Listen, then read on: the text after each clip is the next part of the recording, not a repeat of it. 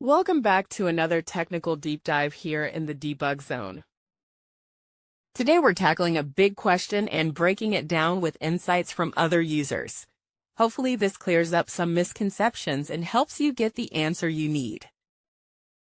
So buckle up, stay a little curious, and let's jump right in.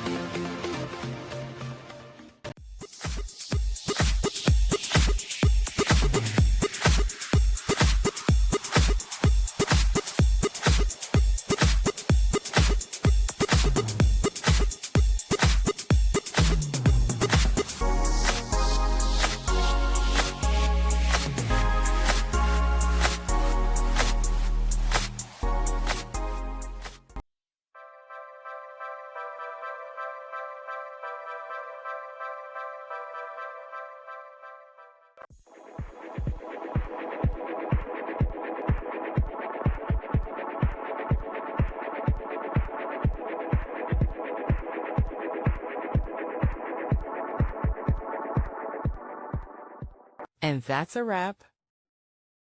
I hope you found the answer you were looking for. If you did, take a second to hit that subscribe button. It really helps out. And let me know in the comments which solution worked best for you.